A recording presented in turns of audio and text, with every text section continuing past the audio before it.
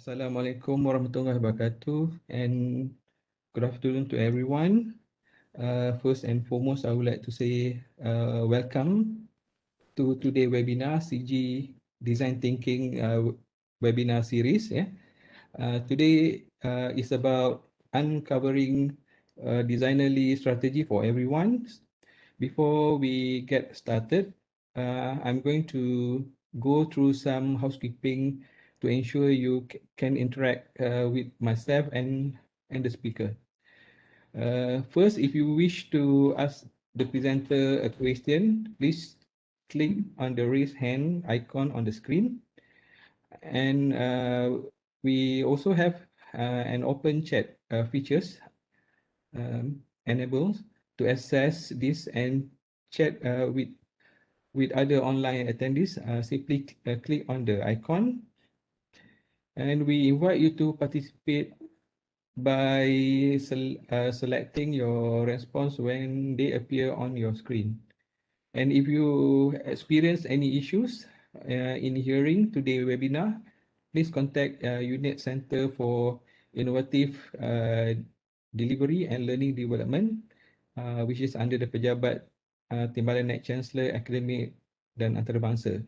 And their support team will help you troubleshoot any issues.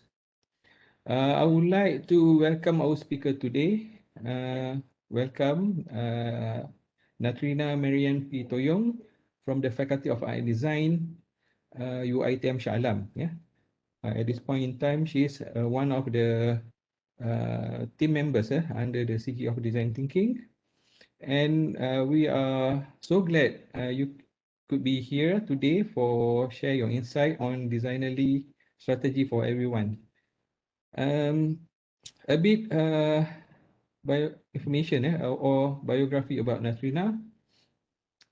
Okay, Naturina spent her undergraduate year here in UITM as an industrial design student before pursuing her master degree in design management at Institute of Design at Illinois Institute of Technology, United States of America.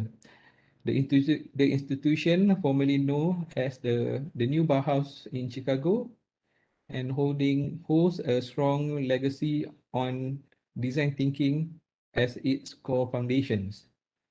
And she majored in design planning and was first introduced to design thinking here, working on multiple live projects under some of the most prominent design thinking gurus of our times. She is currently doing her PhD on design for sighting as a designerly form of concepting, which look at the intuitive nature of designerly practices in Malaysia. Her background includes work on point of sale products and exhibitions design, as well as a nationwide campaign for brands such as Fonterra, P&G, and Coca-Cola, which provided the foundation for her current specialized area in the department within the area of design management and product strategy, design trend study, as well product and furniture design studios. She has also worked on various consultancy projects ranging from incorporation of design into local furniture industry, using design for the conversation of cultural heritage, and design for Malaysia's electronic and manufacturing industry. While serving as a senior lecturer in the faculty, she enjoy pursuing networks and projects that are directly linked to provide real cross-disciplinary opportunity for learning. Her hopes moving forward is that design thinking will open more doors for other disciplines to reach out the designers in pursuit of innovative research projects that can help propel the nation forward in various industries. thanks for having us. Let's get straight into the content, and the session is over to you, Natrina. Okay, thank Thank you. you. Thank you, Prof. Um, Hello and welcome to everybody. Let me just figure out how to share my screen. Okay, do you see my screen now? Yeah, but I can't see your Yeah. slide. Yeah, I'm currently sharing the entire screen. Okay, all right. Okay, that's fine. Okay, Sorry for the Natrina. hiccup, everyone. All right. Right. Okay, over to me now. But anyways, thank you for joining us, the collaborative group of design thinking. Today marks the start of our webinar series, so I am here to begin it. And the topic of sharing that I'll be presenting today is Designly Strategy for Everyone. So this is an introduction, and I hope that the content that I'll be sharing will be able to cater for both designers and non-designers. So why do I begin? This is a talk supposedly on design, but I begin with such a grim, very foggy view of this foggy road. What is happening? Unlike what you would imagine, you imagine when you hear design, you would think colors, form, bright, beautiful things, lines. The actual nature of a designer's work begin in foggy road, such as this. We the professors that I've worked with often have this saying. They say that we designers, our job is to cut cubes out of fog. Larry Keeley, one of the founder of the Institute of Design, um, I think he was the one who coined this term, and then people kept using it, and everybody knows that in fact design is this. Even in UITM, as we teach students normally, one of the core training of what we do is that we want to get students comfortable entering into any project, not worrying what their end product will be. If you go in and going in into a project and you know what you will come up with, then you are cheating. It's basically cheating. And so the training of a designer is actually more of a generalist. If you have heard the term of jack of all trades, master of none, we are somewhat like that, but I will share with you a little upgrade of that with the teachings that we do today. And in terms of design, what we do when we envision a situation, we go into a project. For example, not all designers are trained with knowledge on, for example, they come out and they graduate and they go into designing for children. They don't come out having 3 years knowledge of what children like, what type of form children like. It's basically the knowledge of how to start from zero. And the thing about design or designerly thinking or design thinking is that just as how bravery, and taking risk is synonymous to an entrepreneurial training, being comfortable, not knowing, or being comfortable just about to embark in a project and just about to embark, understanding environment of a project that you have just received is the trait of a good designer. You should not be afraid. So Professor Whitney, another professor of mine, he is also we've also heard that cutting cubes out of fog from him a lot of time, and I had the privilege of working directly under him in one of his projects, in which he worked out a lot on design for innovation for social good. And one particular project that I will share a few projects today, ones that I've worked on with my teams. Professor Whitney works closely with the Global Heritage Fund. GHF can be likened to your UNESCO, except UNESCO tends to work with the bigger heritage preservation, but GHF goes for the smaller, the ones that are not covered by UNESCO. So their range of services and the things that they do are almost similar, right? And but basically, what GHF works on is to improve the community. So they are somewhat a great client, or a great team to work with, because when they brought the project over, my team and I, there were four of us, four, five, one, two, three, four of us, and we were from India, Japan, one is an American. So we came in with nothing. We have no idea whatsoever about excavation sites, and so we worked closely with uh, the team on site, because it is a remote research. So we could not possibly travel to meet with people in India, and all the sites that there were two particular sites that we worked on. So we only had to go through them. Most particularly, Dan, the archaeologist at site, was also leading a lot of the projects. So what we do is we first entering into a project, that foggy area, we have to know whatever we need to know. So that is always the key thing about moving into design thinking related project. So we wanted to know what are the activities related to GHF itself, and how are they linked to their stakeholders, and then what are the sub-activities involved. So these ones, they don't give this to us.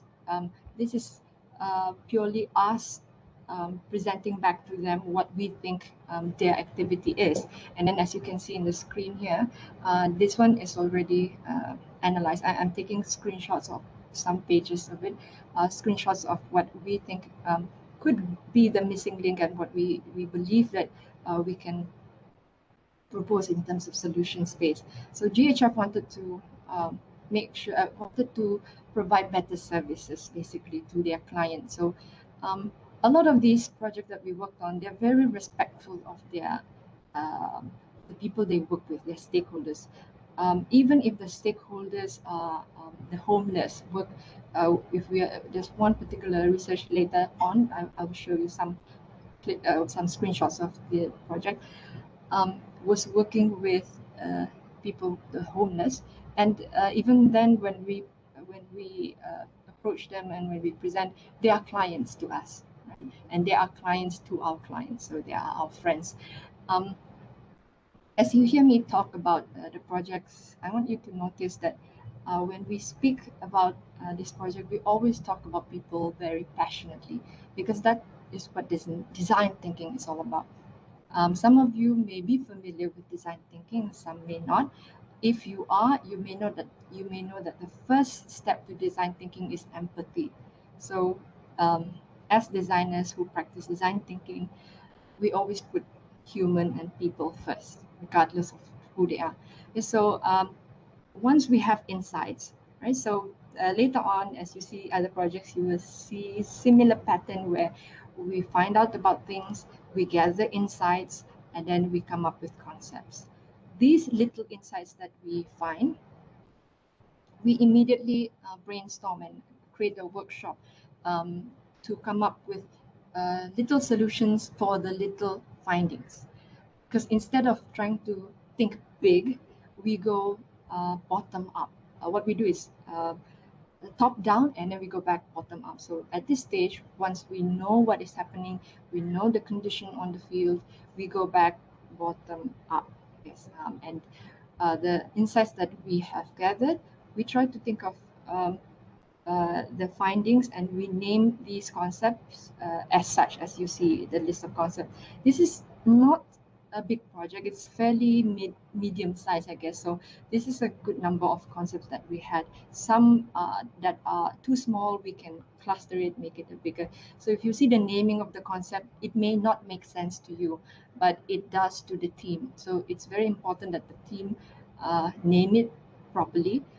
In my class, design classes, I would tell students to name their concepts, so that just by the concept name, it will trigger you it will give you trigger of an idea of what the actual concept is about. Because you cannot be looking at images, because students sometimes, or some designers, they don't name their concept, they just have drawings, and then by the time the drawing goes through few phases, goes through um, few phases of perhaps at the end it reaches your production team. The production team would have no idea what it is about, and you may have forgotten what it's about. So it's important that you keep track of your data, your documents. So contrary to popular belief, design processes or design thinking, it's not just pictures and colors. There are a lot of documentations involved, especially when you're trying to convince people that are not from the design side, because you need to have your papers in order, basically. So once you have concept, we go through a process of clustering the concept. There are tools for that. In IIT and in the team that we worked with, we use a particular one called Insight Matrix, where we rate concepts against concepts, so that the concepts will, they will tabulate and see which concepts fit well together, and then they cluster it for us. You can do this manually, which is why you see a lot of design processes will have lots of sticky notes on the board. That's what they're doing. They're basically putting concepts on sticky notes and then rearranging them, clustering manually. That's fine, because before there was computer, there was internet, that was how things were done anyway. So this is a process of ends means synthesis. So at this point, we're synthesizing. So you have your elements of systems, or the concepts that makes up systems, and then we go upwards. Okay, what does this serve? And then what does this serve? And then what would it be? Oh, and you can cross-check backwards too. Okay? Then in the end, we propose to clients in such a way, a cleaner, neater way, because they don't need to see all the messy stuff that we do. And then we propose that, for example, for GHF, it's about there are some solutions I cannot show, but the solutions are mainly two parts. One is local community driven, and one is membership driven. And then we have sub concepts underneath such, and then each one is presented with nice storytelling. So a lot of the in design thinking, when you are retelling of concepts, either you do use prototype or you use visualization, because that's how the nature of design is. But even if you're not a designer, there are a lot of tools available now to help you create imagery. Things like your Power Tool, even your PowerPoint can do justice enough to tell a story in a nice way. So um, that this I would categorize as a strategic design planning process. And so just a glimpse of what it is. So we presented the findings in visual format like this, all the concepts linked together to make a bigger concept that was previously shown. Right. So along the way in my talk, I will give some tips on what things you might want to focus on, especially when we're talking about design thinking. So number one is focus on value. Anything you do, if you can create value, that should be the core thing that the design process or your project works around. Okay. And when you focus on value, and remember, as I mentioned earlier, you focus on human, so human value. So I'm going to go a little geeky on you now, on more academic side, which is where the term design thinking comes from. It actually dates way back when the Royal College of Art was trying to study. They conducted a study in which they proposed, and it's a very convincing study. There's a whole document on it, and Cross.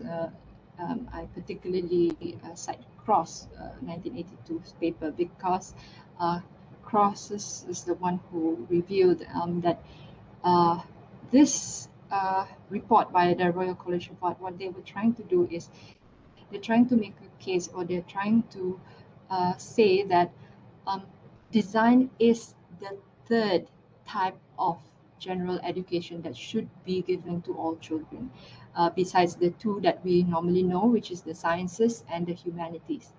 This is because design do not fit in either one of that. And it's because design has its own ways of knowing, things that we need to know, ways of knowing them, and ways of finding out about them. So this is actually a whole area of its own. And for as far back as 1979, when this report came out, they were trying to convince, make a case that for the, at least for their education system, they wanted children to have this ability to, um, if I may say, to be brave enough to explore the world, because that was how we learned before. And the ability to do that, right, is from this, because design has these three distinct areas. Their knowledge revolves around three things. What is it that designers know? So the epistemology of it, if you read papers on design thinking, you'll find a lot just catering onto this area of designerly thinking. There are also people writing and studying and making convincing cases, showing how design happens, the process of designing, how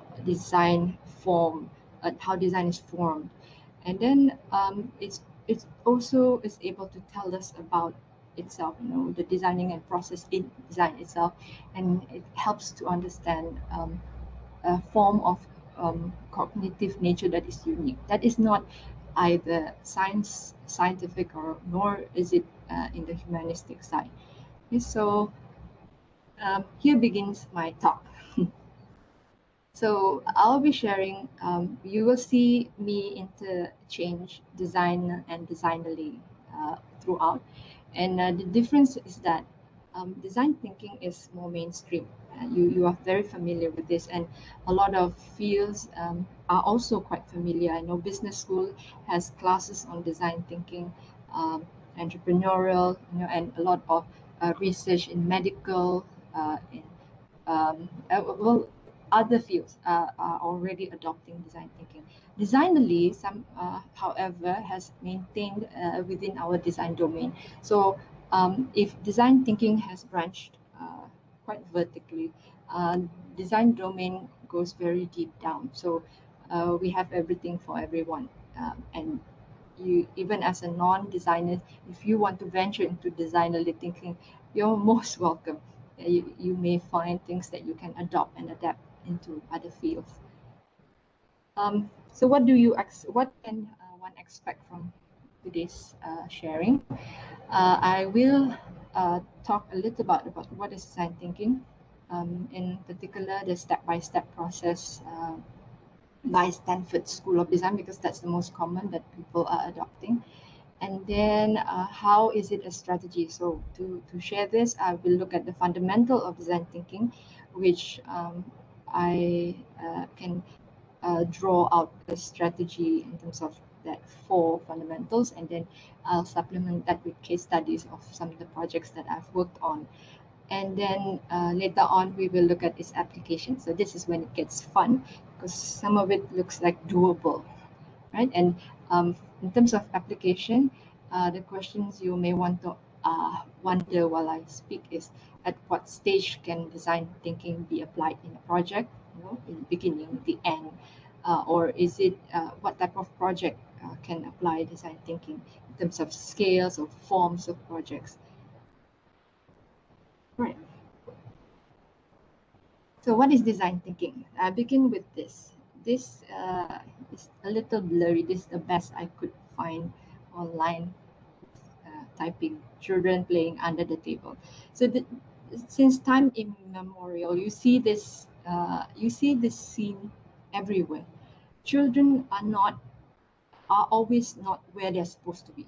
They're on the table, they're on the chair, they're under the table, they're everywhere. up the ceiling, climbing here and there. But so if we are designing for children, for example, and if we go by design thinking, first of all, we want to observe and see what they do.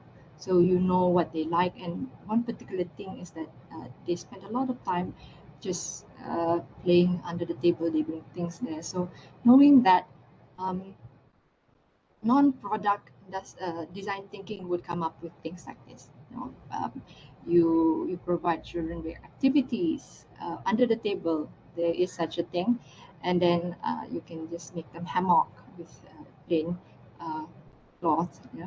So this or um, one of the another tip. Sorry, the tip just comes up. I forgot about it. Is to think like them. So them, I leave it them. I wanted to write think like a kid, but this can hold two meaning. One is think like your target user, think like the people you are researching, or generally think like a kid. Children are so innocent. There's a lot to learn from them because technology and life just spoils the innocence out of a child. And if we can go back to relearn how children look at the world, you will actually become very good at design thinking later on. Perhaps I think I have an example on how to think like a child. So Paul Bennett, creative director of IDEO, he shared this, he gave a TED talk. This TED talk is quite old, but he was sharing about one of their projects where they designed for children and in which designers had to just be where children are. So they went under the table, they just hang around places that children are, and they come up with a storage system that is very empathetic to students. It's a creative way of if they're going to be under the table, so might as well just cater for them. So you can come up with brilliant solutions in very quirky, fun ways of designing. So learning design in general. When you are learning design, there is no one size fits all. There's no one pattern. Even in Malaysia and all over the world, although we do have a general way of learning design in which first we would give them basic skills and then they go into their specific specialization, that's very general. There are also very detailed step-by-step approach to design processes, and I can honestly and safely say no to agencies, no to companies that does design would follow the same flow. And then even if they do have a standard flow, each project that comes in will require a totally different approach altogether. So there's no cookie cutter approach to it. Here, once I'm showing on the screen, is a framework by Professor Whitney. He has a paper called Cutting Cubes Out of Fog and Whole View of Design. This is quite current. It's a paper in 2020. This only speaks to what I was talking about on how design is very subjective. So for Professor Whitney, he is proposing this way of approaching design using framework like this framework. And again, it's very subjective. Going into a project dealing with pharmaceutical product or medical product would be totally different than if you are going to be designing for educational products. Then designers are generalists. In fact, we pride ourselves as professional generalists. So we are professional fog walkers, I guess. We go into although we can be very specialized in skills, the context of projects that we take on is very general. It can be anything under the sun, and which is why we also work best in teams. We know that designers know that they don't work alone. Good designers can enter into a project, work with teams, talk to people from top management right up to the people who will be packaging the product and sending it off and reinstalling at site. So we are everywhere, and which is why in design thinking projects, when you have a designer on board, they would make great design planners, or they can help and manage and become the middleman between all the other members. And there is no one size fits all approach, basically not your cookie cutter approach, just reiterating. So here's a closer view of Professor Whitney's framework.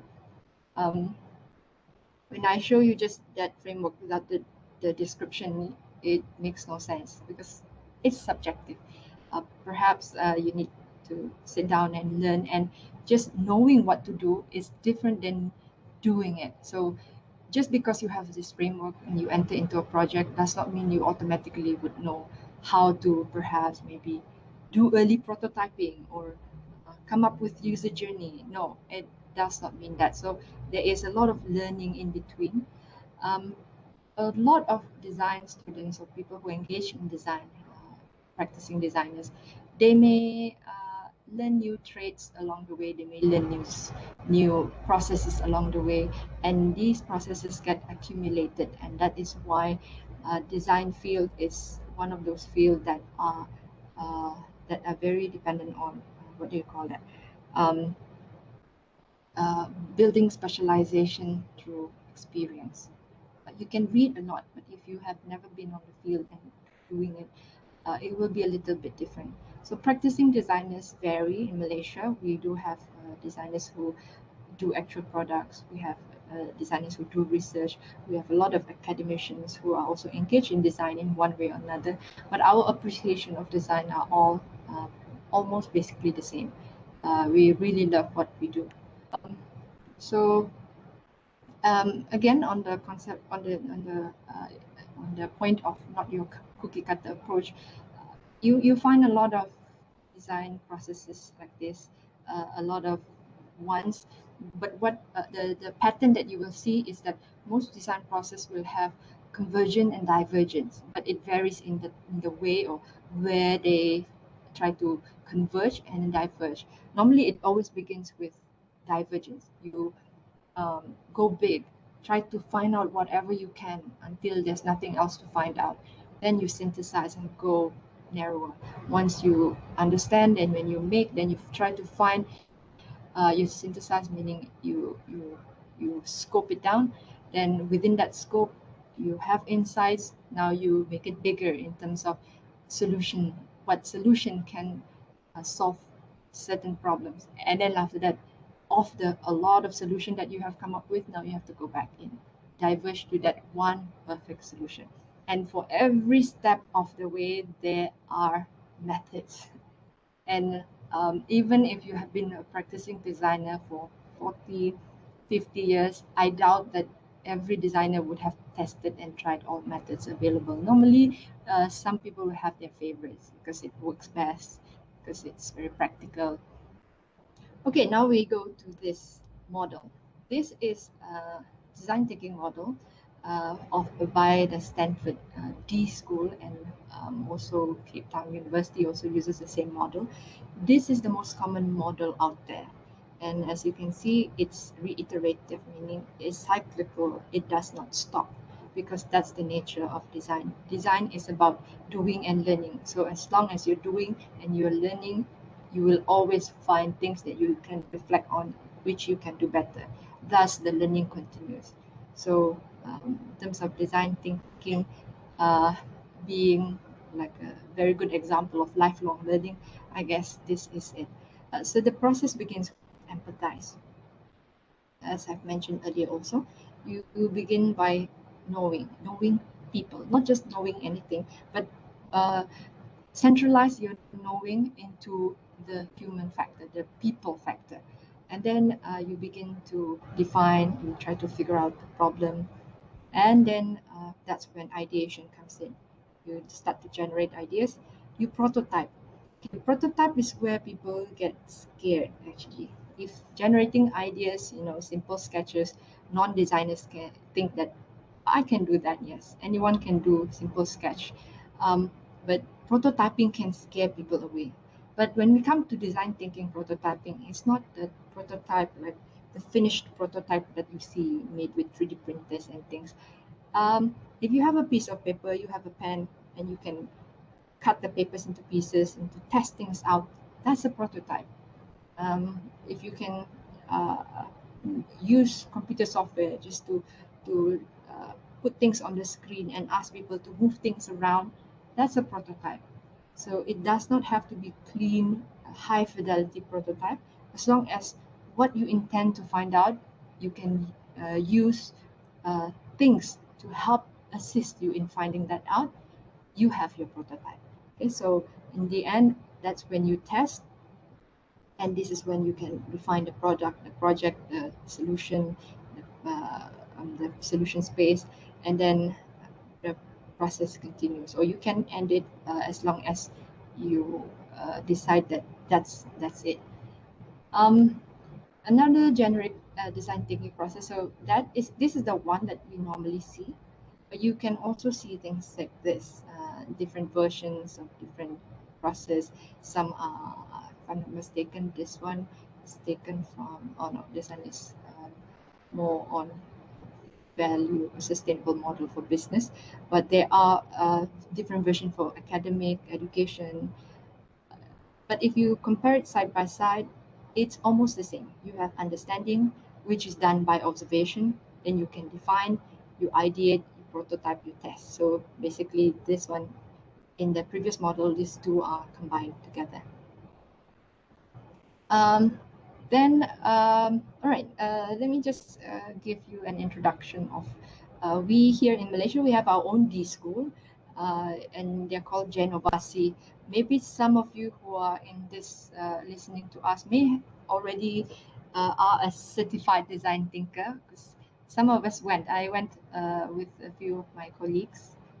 Yes, they taught us that process. It was easy for us to grasp, because that's what design has been doing all the while, but in a more how would you say, very easy approach, in which even non-designers can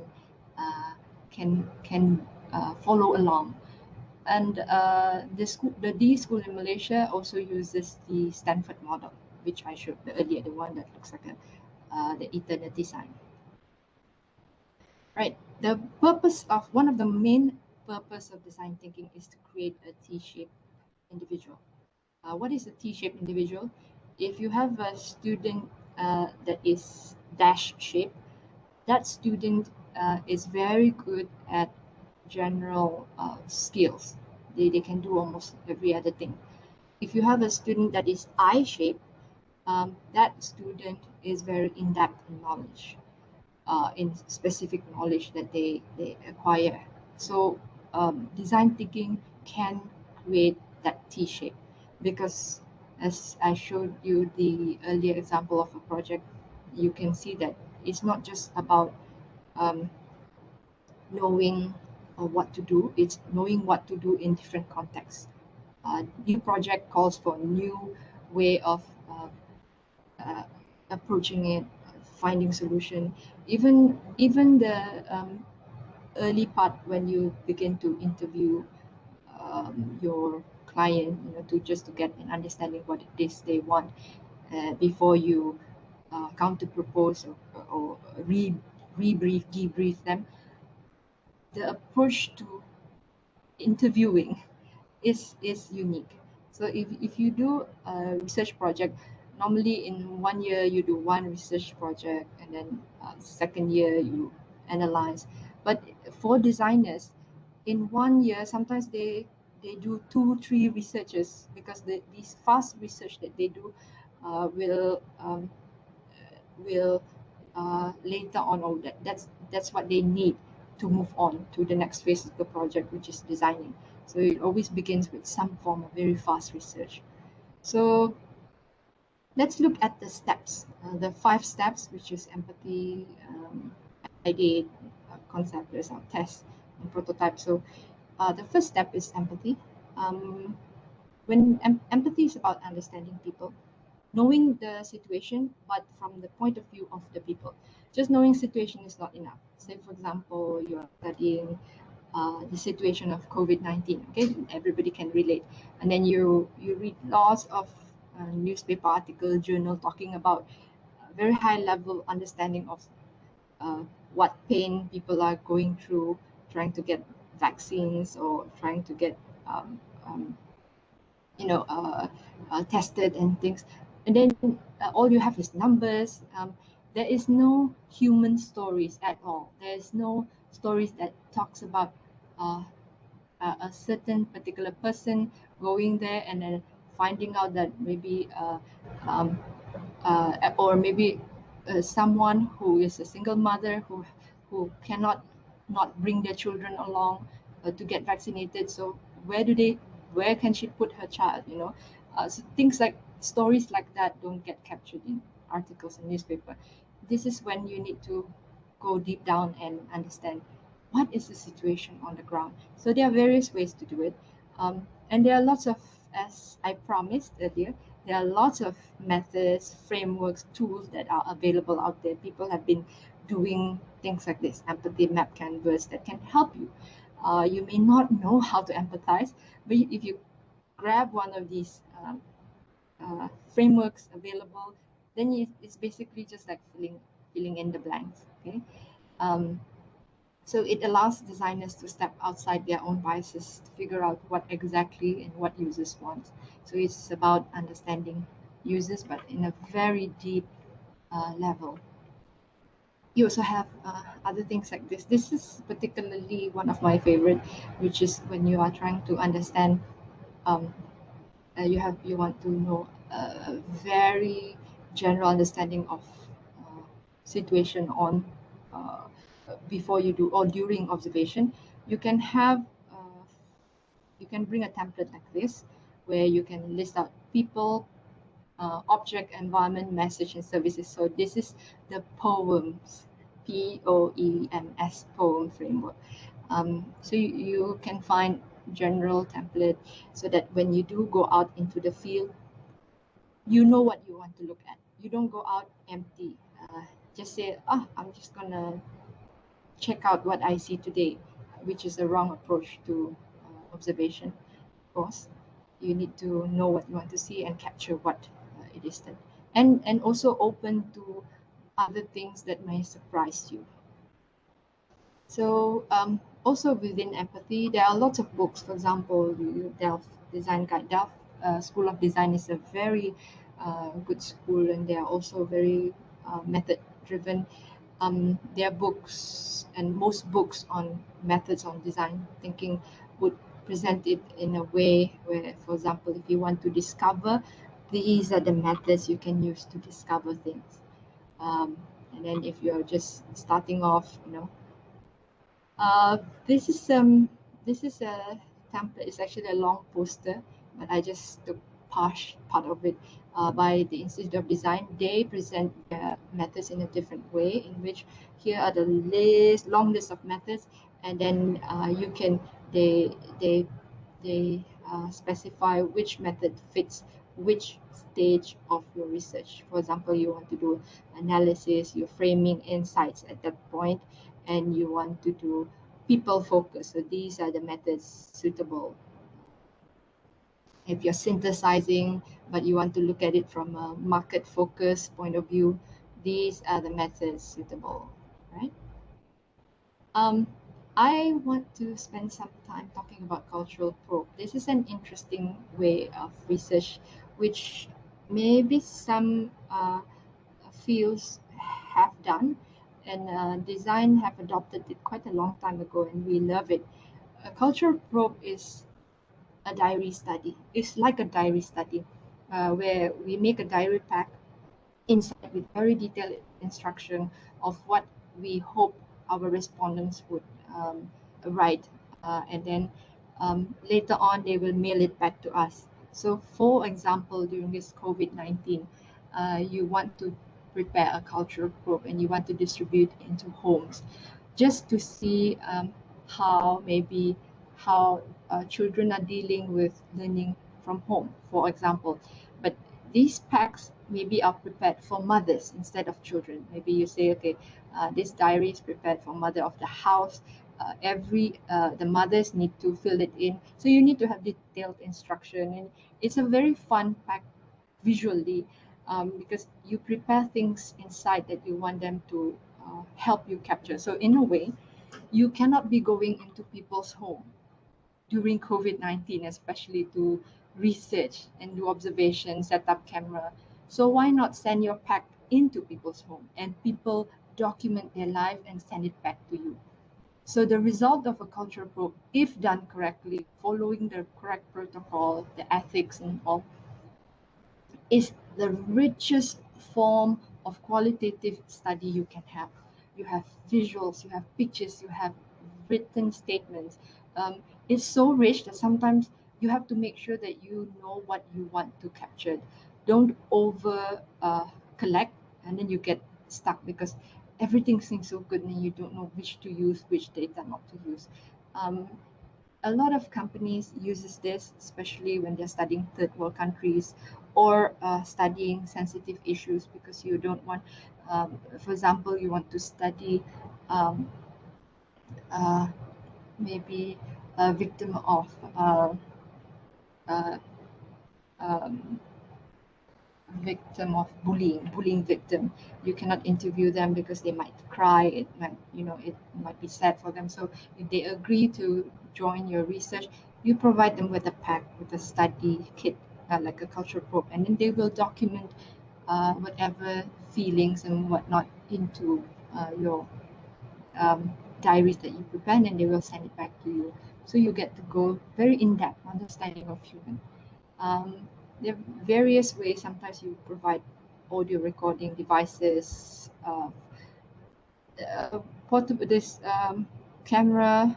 We used to distribute these cameras, but nowadays it's very hard to find and it's expensive. And if it's design project, we do it visually, aesthetically beautiful, of course, because it's part of what we love to do. Right. I'll be sharing a project of mine that I've worked on. We worked on, this is a real life project. It's a medium to large scale consultancy project with the city of Chicago, looking at human service access. So there's a lot of homeless in the city, and the city of Chicago wanted a COC, we call it. They wanted to find out how to improve their services. Some of these people, they have services, but people are not accessing it. So they are wondering why. Um, this brings me into the second part of this design thinking, which is define. So figuring out the problem. This is when you put together information during your first empathize phase. So during for this particular research for the homeless, what we did a lot of study, and um, there were a lot of interviews. There were like 30, 40 interviews that we did, some impromptu, some over the uh, um, phone, and some in person. And there was also lots of observation. Uh, I don't know how to say when it comes to ethics, but we did not include their picture. This is not a real picture of them. This is taken from the internet, where some of us actually went to experience it ourselves. So we dressed up. Well, we didn't dress up, but we didn't dress up nicely. Just decided to go and join the soup kitchen at night, and then just stand around and just be part of the community and talk to people around us at that time who were homeless. So the lady who was tending to the soup kitchen noticed probably I don't belong. Well, we weren't trying to pretend to be someone else. We were just talking to them, but the lady was so concerned. She was asking if I had a place to stay for that night. So that itself is also one of our greatest findings. A lot of these people who are homeless, their first um, their first contact to having people bring them into the system, this social service system, is not always the person at the front desk at the office. It's always people on the ground. Sometimes it could be the postman who's sending, postage, postal, uh, post letters to your house, and then noticing something is off and then asking if you're okay. So there are various ways of first establishing or getting into the system. So that was one of our greatest findings. It was an exciting project.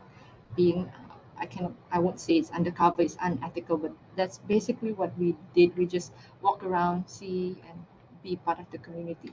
And then later on, we invited some of them on for formal research, where we went to these uh, the houses that houses these homeless for the night, because these homes that you stay for at night, you don't get to book your home for, I want to stay here 1 week. No, you don't do that. You go daily. So homeless people sort of have to queue up to get a place to stay at night. So what we think we know. For example, when we first started this project, the COC told us that they're not coming to us because of our facility. That's what they say. And then when we found out, actually the facility is fine. There's nothing wrong with this. They know how to get there, but it's just that they're working in the morning. They have their daily pay to get. So they have no time to queue up and to go to these facilities. And some of them, um, if they are not their immediate family, they will not ask for help. So there's a lot of human stories that we found out, which we later on presented back to the COC. And this part where what we know and what we found out, overlaps. This is what we would say the research, the thing that you found, um, the reality on the ground, the problem, issue, scope, whatever you may call it. Uh, but it's an interesting when you reach to this point where what you find and what is really happening starts to gel. That is when things gets so much clearer for design. Okay, third step would be ideate, right? So when you ideate, you always base it on insights. So whatever interviews you do, whatever observations you do, whatever you read, you collect, gather insights from there. A lot of the people who have trained, the students trained under me, they would um, they would bring me like the entire printout of the whole internet, the whole Wikipedia they will bring. And I say, this is not insights. Insights are when you have multiple resources and then you find patterns, and these patterns tells you something that can lead you to an answer. Those are insights. So a lot of these things, when you do interview, words that people say that gives you a hint of solution or a hint of where the problem is, write it down. So that's why in design you see a lot of those walls full of post-its. Besides doing concept sketches, little sketches, they write insights on them. So you have to isolate the problem in a human-centric way. Whatever problem you find out, term it or turn it into human way. For example, if you say the machine that is not working, a machine does not make sound, right? It's not the, you shouldn't frame it in terms of the machine problem. You should say the user is unable to detect feedback from the machine. Then that is a design way of gathering insight. Just tell me, just twist it a bit. If you've all this while you've been doing design or doing projects and terming it in a non-human way, just change and make it more human. So then you might be able to find something new from there. So even in ideation part, books like books that provide um, frameworks and things, you'll find a lot of these available. For non-designers, this is good enough. For example, for ideation, how do you devise ideas? These are the things you can do. And then they tell you step by step, and then they will link you to pictures and, processes, things that people have done before, quick prototyping, empathy, the what if, you just sit around and try to imagine what if, different situation. So one of the things that people do during ideation is co-creation. Co-creation is unique because when you co-create, you as the consultant, co-create with people who um, first approach you for that project. That means your client and also stakeholders of the client. So, for example, for that social service access, we had a room full of when we gathered all the insights and we have clustered and created themes for the insights. We wanted them, we called them in for a workshop session to help figure out what concepts they can think of. Because as designers, when we first go out and find out what was happening and then came back to them with things that they thought was happening but is different, they are surprised, pleasantly surprised. And then that's where we as designers cannot go forward because we have very little understanding of what goes on in their system, what software, what system they have that can, what facility they have to help these homeless, but they have. And then when you bring people from different departments, so we had people from uh, the elderly, from the it was a mixed group. I cannot remember, but we had a session with them. And one one tip on brainstorming when it comes to design thinking. When you're doing design thinking, when you're doing brainstorming, it always has to be yes and. Never do no but. Which means when people give ideas, you build on people's ideas. You don't say, no, that's not possible. No. Technologically, it's not feasible at the moment. No, that will cost too much money. Don't say no. Build on them. If people give the silliest and the craziest idea, then you continue. Just continue and say, okay, what if? So they have their ideas, put it on a sticky note, put on the board. Then you add to the idea, put on the sticky notes. That is how brainstorm gets bigger with concept. So you have people's ideas, you build on people's ideas. People who always go by the nose and the butt, kick them out of the group. They're no fit for a brainstorming session for design thinking, or they need to change. Right. So for brainstorming, if this is a tip also, if you don't know what to write or what to brainstorm on when it comes to ideation, this simple three things would suffice. Write what it is you think your idea is, write what it does, and then just a short sentence of what is the benefit. If you can draw, you can sketch much better because the drawings can have writings on them and it simplifies things. So tips built on each other's ideas. Okay, so this one at the back is the actual board from our the session with the COC, in which we um, discuss and we brainstorm with them all the high level themes that we found, and then these are their findings, right? And then so what we did is in the end we come up with concept solutions such as this. It was a whole book, it was a whole document of small concepts that they can just decide to pick or choose and use or not. So it's very simple. Whatever they put here, we sit down and we brainstorm and then just flesh it out, visualize it a little bit, and then prepare documentation for them, and then they feel like they are part of it. They get to be they are engaged. They get to contribute to whatever findings. So here's another tips for design thinking. The space is important, right? You don't want to be doing design thinking activities in a very cramped area. It has to be very relaxed because that's the nature, um, and it helps with creativity. And you will see a lot of things like this. So this is what I mean when you see lots of post-its, you may be wondering what in the world do they write on there. So they actually write insights. Once they find things out, they write insights. Later, they can also write a solution that can solve these insights or problems that they found. So tip number, I don't know, number what? Environment is key.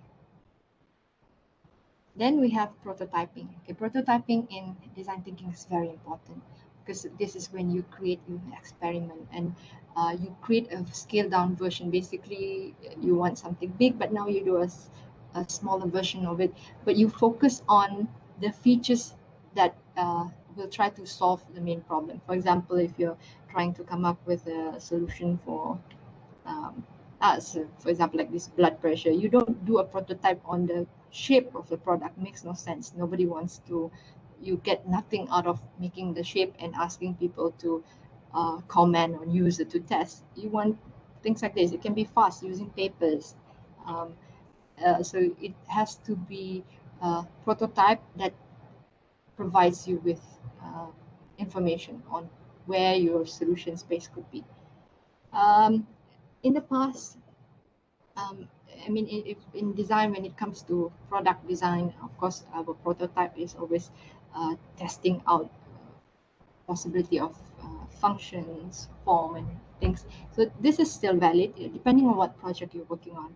And prototype could be this when you're trying to look at user interface. You have these are old school, of course, but now you can do this via using technology. You can do a very fast user interface prototype. People click here and then they appear somewhere. But these were before before we had that.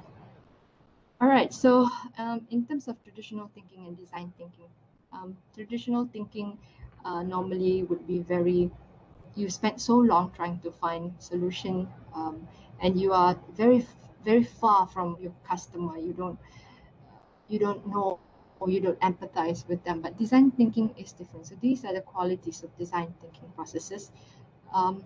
Most particularly, I'm interested in this. Fail fast. That means if you're going to do anything wrong, do wrong now. Don't wait until, so don't be afraid of failure, which is why, so what? Bring on the foggy road. We'll go in there, we'll get lost for a while, then we'll come out better. We'll build the cubes out of those fogs. So there's a lot of rigorous testing coming out of it, and also lightweight, which is why very fast, dirty prototype, that's what we want, because you want to test it fast, know that it's wrong at the beginning before you end up spending thousands on nice fidelity, high fidelity prototype, which actually comes out wrong later on in terms of form, shape, size, functions. And it's all about doing. Okay. Oh. Same. All right. So it's the same picture. So the test is when you refine the product, when you finally completed with your prototype. Now this is when you rigorously test the product, and this is when you converge your findings, right? What you discover in your prototype. This will be more high fidelity testing, probably with real users and more users, and probably better data. You can collect quantitative data now to prove right or wrong. Okay, now that we've gone through all the steps from 1 to 5, let's just look through them: the empathy, define, ideate, prototype. Most particularly the N, which is test. In design thinking, it's okay to go back. That means once you go to the stage, suddenly you realize it's wrong. It's still not too late because you haven't produced it yet. You're still at testing. So if you know Michael Jackson's moonwalk, sometimes going backward is going forward, right? You do something wrong, you go back and you just restructure what is wrong, and then you find out better ways of doing it. So how is it a strategy? So under here, we'll look at the fundamentals of design thinking. Then I'll give you some examples. I'm looking at the time, it's 3:45. We have until 4:30, correct? So in design thinking, one of the key fundamental design thinking is it deals with wicked problems. So strategy-wise, you can use design thinking for dealing with very wicked problems. So what are wicked problems? They are problems that are very ambiguous. You cannot make head or tails of it. It's probably incomplete in terms of there's not enough research involved on it. There's not enough. People are still there's contradictory information about how it started, the origin of it. So these are problems that are hard in short. So one of the projects that we worked on was on Chicago Tribune. We helped to propose solution for the dying newspaper industry. This is the type of project that fits under a very wicked problem.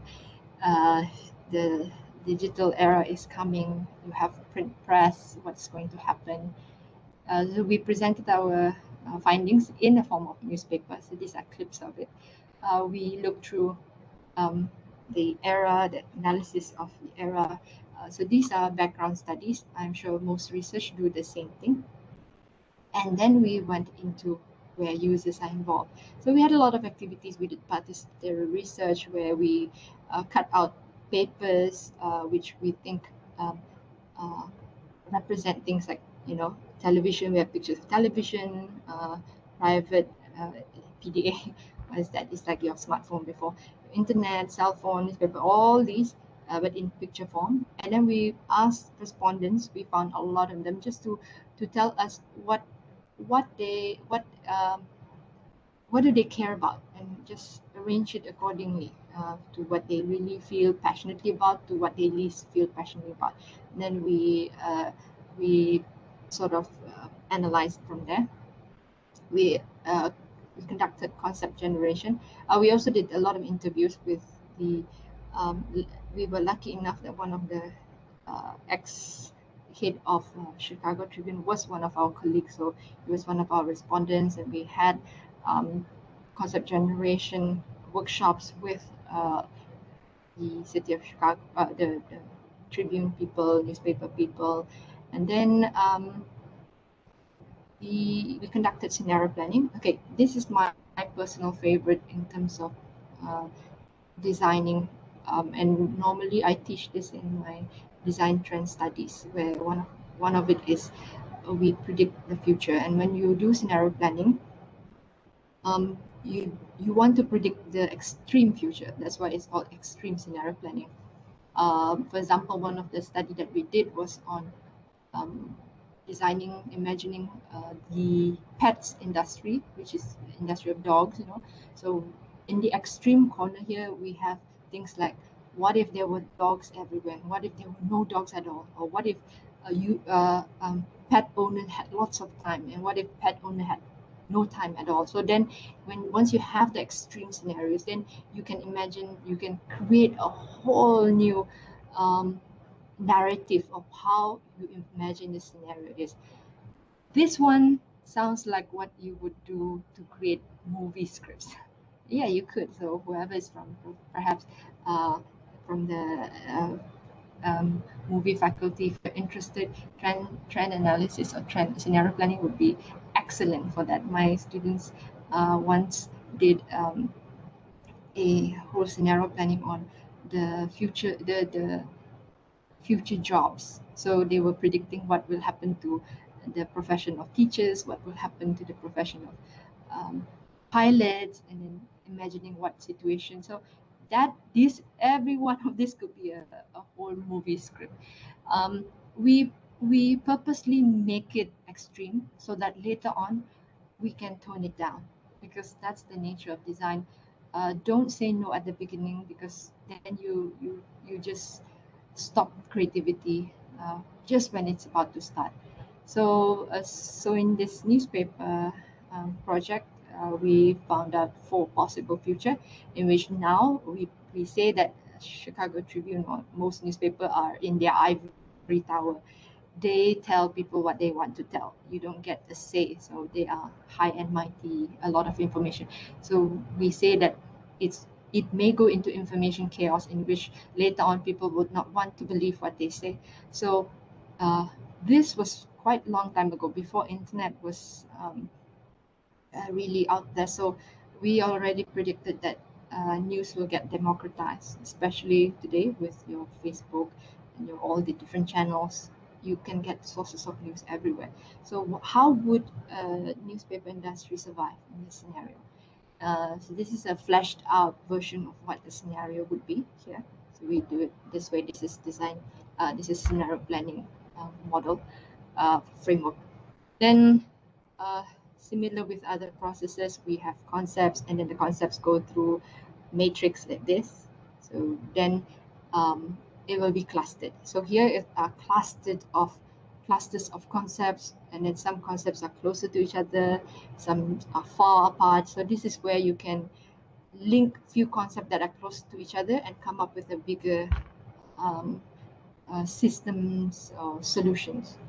So then we propose our concept solution in the form of a newspaper narrative like this, a cafe, a trip debate, making newspaper be the center of purposely making debate, so people still find you relevant. And then university, perhaps newspaper can begin their own university, and then don't limit access to news, which is what is already happening at the moment.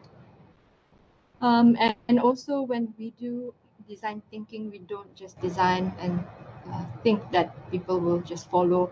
We have to also propose what we think the capabilities of that of our client. Are they able to accept our concept? So we propose sometimes in the form of a timeline or a roll-up plan for them.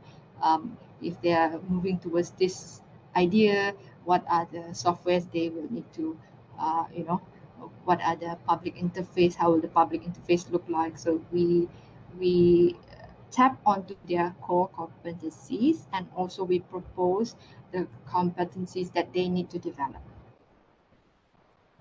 Right, so second ingredient for design thinking, so which can become a strategy, is its human-centered perspective. I've already shared a lot on the research that we did with the social access, and so design thinking basically adopts human perspective in everything, in all steps of the problem solving, from identifying issues to coming out with picking out the insights from what you found. Also should be human centric. Coming up with concept also should be human focused, and then even testing should be on human, so on people, your users. So human involvement everywhere. It should be at every stage, at brainstorming, conceptualization, as I mentioned. So this is also what we tell students, designers especially. If you're going to come out as anything out from and serve the nation, become experts of human. And besides the skills that you develop, thinking wise, this is what you need. You need to have knowledge on human factors. One is physical human factors. This is normal. This is your ergonomic, anthropometric understanding of, if you want to build a kitchen, you can find this information everywhere. So these are a given. Also, this cognitive human factors. The concept of remembering, and then also all the cognitive domains of the brain that can serve design. And also you have emotional human factor. Okay, this one is perhaps undergraduate students don't really tap into this, or they don't know this as much as maybe masters or PhD students.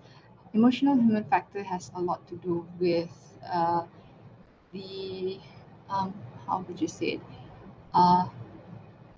How it has something to do with your emotional state of being, if it's a pleasant or unpleasant stimulus that you're getting. So it has to do with affect, it has to do with valence, positive, negative valence.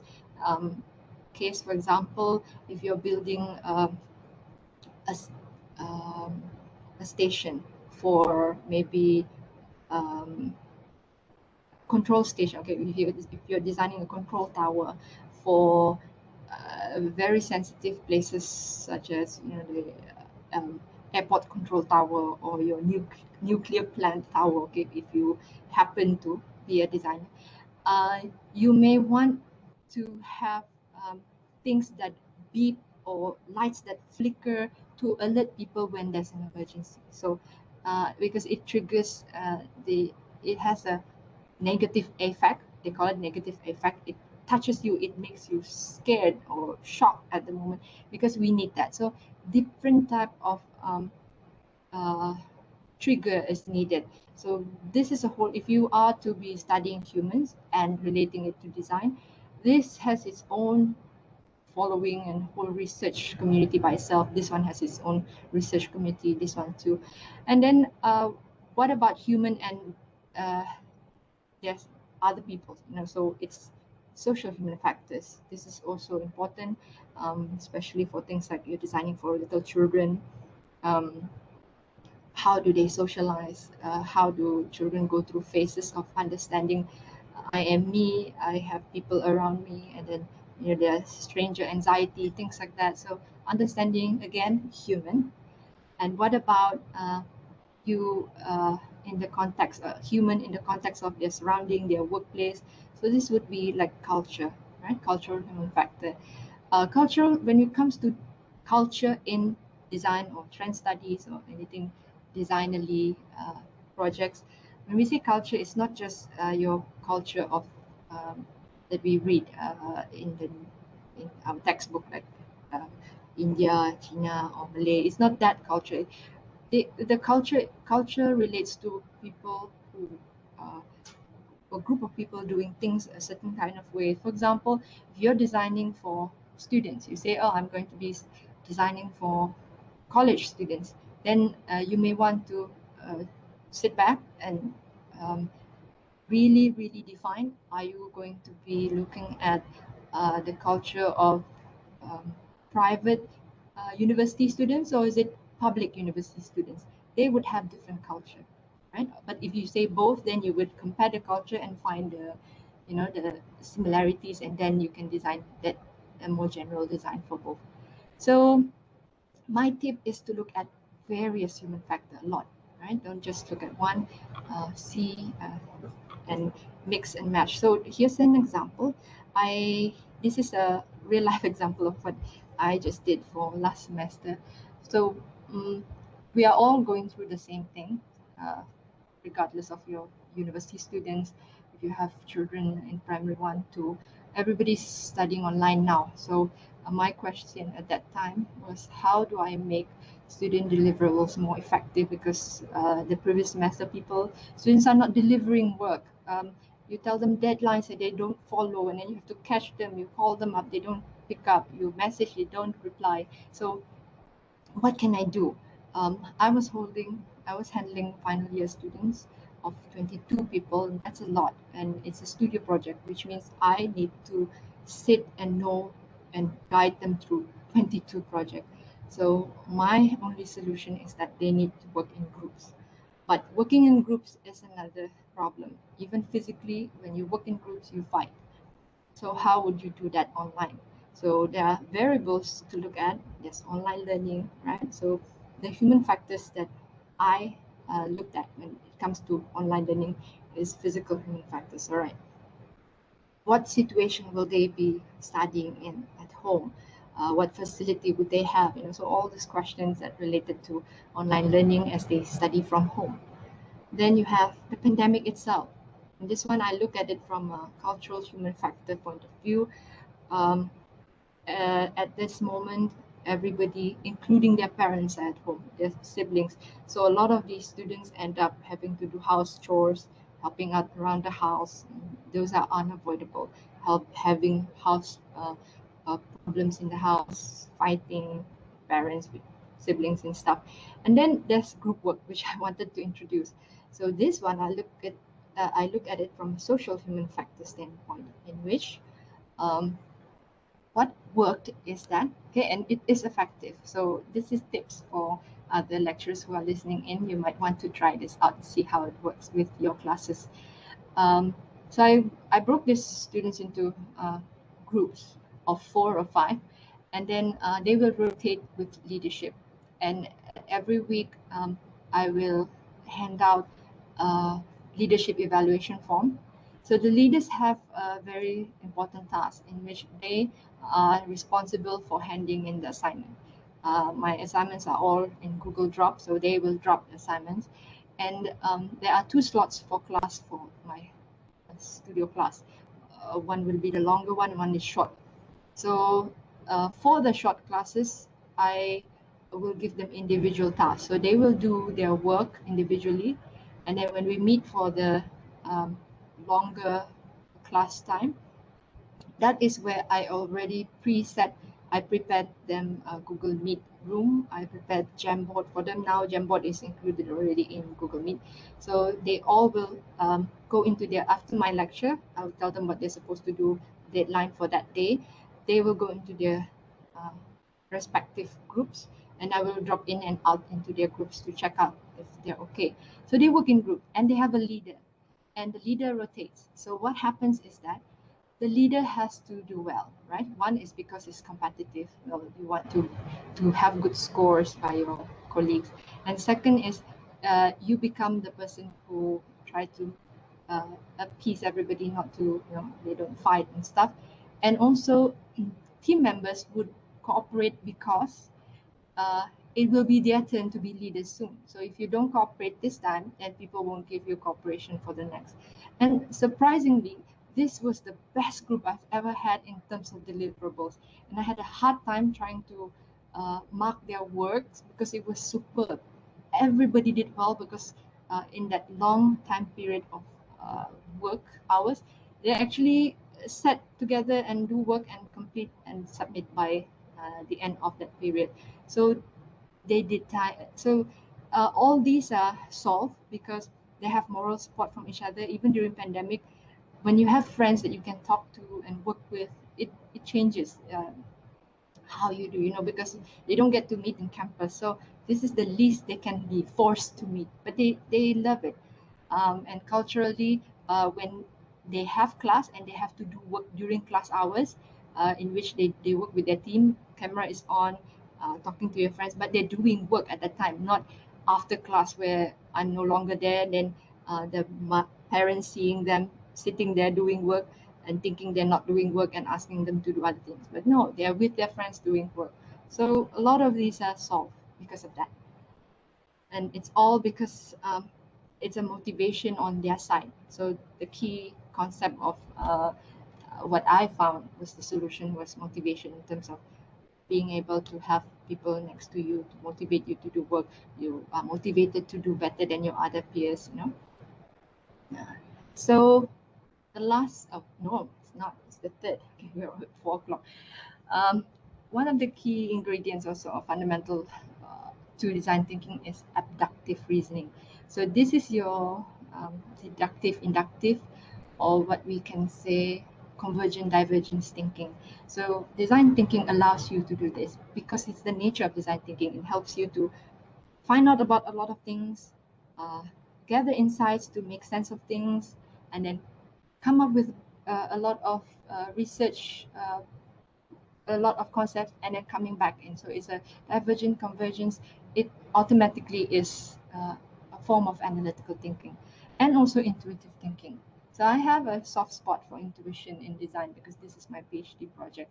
And um, my premise is that um, in design is doing, learning while doing. So for you to be able to reach the stage of where you know without knowing that you know, you would need to do a lot of things, or the atmosphere environment around you need to create it to force you to acknowledge that you need to learn things. And then later on, I will give you a quote, a very strong quote that I think a lot of academicians would know in the next few slides. And right, I don't need to go detail on this one. It's about having large quantities of ideas. This is interesting. Okay, this is quite a recent paper, and it talks about understanding as a design problem. The concept of understanding itself in designerly thinking is very unique. Our human cognition, the way we think, we can only process once unrelated variables reaches more than 5 to 7 items, we can no longer process it simultaneously. That means we cannot look at it as a whole. It becomes like desperate pieces, we get confused. But the world does not work that way. The world is more than 5, 7 variables at a time. So what does designers do? What can design do? Understanding in a design standpoint is not about trying to understand the world. It's not about really trying to understand all that you can. It's about awareness. That means you need to acknowledge that you want to know only certain things. And then those things are things that you can cope with, you decide to cope with. And that is basically a different way of saying cutting tubes out of fogs, I guess. There's so many things to know, but you need to know all those things. You want to just navigate through the fog and take things that you need to know. So this is taken from my slide from my design management class when I tell students about insight. Insights is also about understanding. It's telling you things, and you gather things that you know will move towards your solution space. So they normally come in forms like this. And this is, mind you, this is version for students. So you really have to give to them so that they know what to see. You just say, go gather some insights. They will come back with all sorts of things. So I tell them very specifically, look for things like this: opportunities, trend patterns. So it's easy for them to understand, make sense of what they would do when they're doing observation. So tips is you need to gather these insights, right? Go out and reach out and find things that you want to know. Okay, this is a study. Okay, there's a study. It's a service design study where you see this situation very often. You see that lady, the lady looking into the teller's computer. This is very common. So a bank was trying to redesign their whole uh, customer experience. So one of the ways is to do observations. So they had, I think it was IDEO. It was one of these design consultancy who went and do observation on users. So they found that a lot of these customers would look and try to look into the teller's computer. It's an odd behavior, but they cannot help it. So their eyes would, So as you can see from the computer, this is an old picture. Perhaps nowadays this does not happen anymore. So what do you get? What if you went out to observe and you found insights like this? What could be the result of such observation? It could be this, So if you are going to have a computer that you don't want to show screens to people, then you show the back. But computers in the old days, the back is really the back. Just like your sofa, you have your room, you have sofas. Sofas in the olden days, sometimes you push it against the wall. So the back, if you see, is really hideous.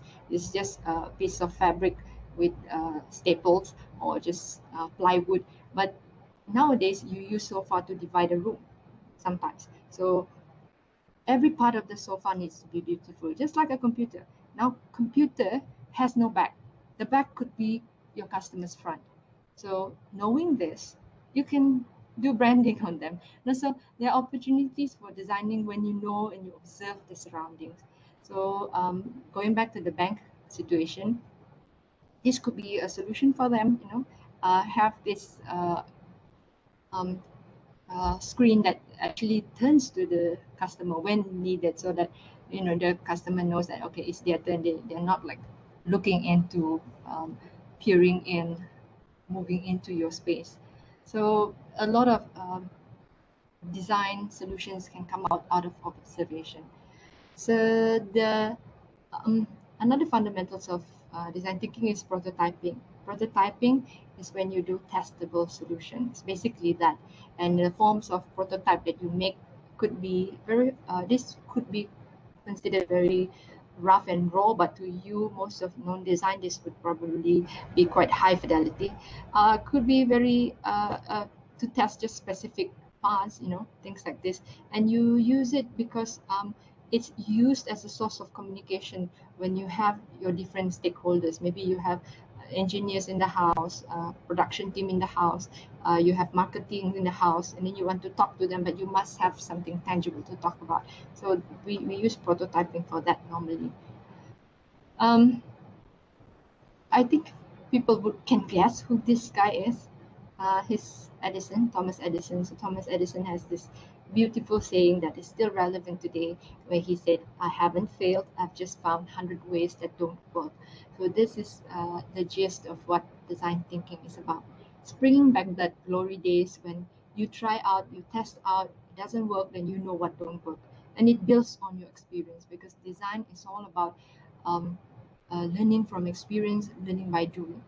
That um, bring you to this. So what in the world is this? This is no, this is not the remnants or remnants of the Spanish flu. In the old days, they used to tie this white fabric on your door during the Spanish flu, and it was life-saving because people would know that house has infected people, so we tend to stay away from them. And but this is not it. Um, this is a solution for people with arthritis. You know, they want to open the door. It's cold. It's rough. It's hot. It's too. No, it's not rough. It's too smooth. They can't. They can't twist. So things like this can result in ideas like this. When you have human empathy, you know that people are having trouble. You look at existing workarounds, people use things to solve their own problems, then this is product or design solutions that you can come up with on the door itself or on the user itself. But most importantly is whatever approach you provide or you give in terms of concept, it has to have human uh, elements to it. So this is the untold story. Well, it's been told and people know it already by now, but it's an untold story of a vegetable peeler which changed the world. So Sam Faber, he founded the OXO kitchen utensils because his wife was having trouble. She had arthritis and she was having trouble peeling. So he promised her that, okay, I'll make it better. So he went ahead and tried out so many prototypes, trying to find the best solution because there's no textbook for this. So a lot of the things that are well designed today you don't come out, like I said, you don't have a textbook of 50 type of vegetable peeler handles, which is suitable. No, you have to come up with it. So these are the things that they come up with. They have to go through all the wrongs to get to the right, which is this, right? Beautifully designed, even though it's so it fits so well in the hand because it's bigger than normal peeler. For arthritis, you don't need to grip so hard. It has very soft synthetic materials, elastic, and the fact that it's designed to be so generic yet very recognizable and iconic allows it to transfer some of its look into other products. Yeah? And some of it is not theirs, of course. I mean, the look, they did venture into other areas, but um, they diversified from that one idea. So the story behind products that touches human is what you can also find emotion in design. Even though some says that product shape form sometimes resembles maybe a face that that typically do tell you stories and touches you emotionally. It can also be that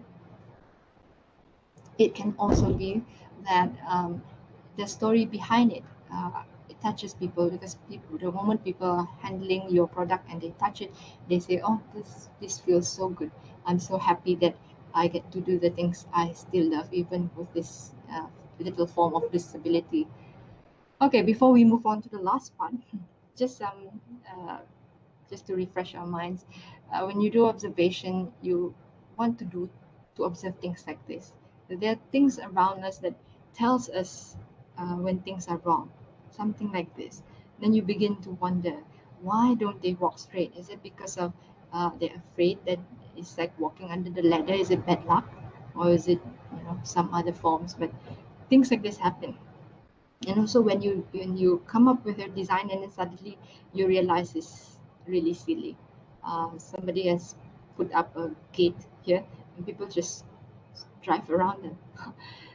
Okay, um, so here's just some images of since we're in pandemic solutions, very practical but not really designed yet for the pandemic, so people don't need to touch surfaces.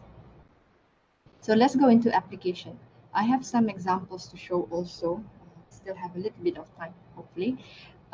So where do you apply a design thinking? And for me, it's flexible. You can apply it at any stage of a project or at any type of project, any form or scale.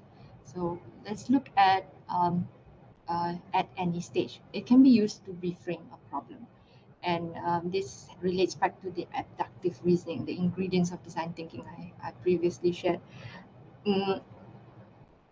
When you are designing, you have understanding of diverging, you find a possible solution to a problem and look at problem from many possible ways.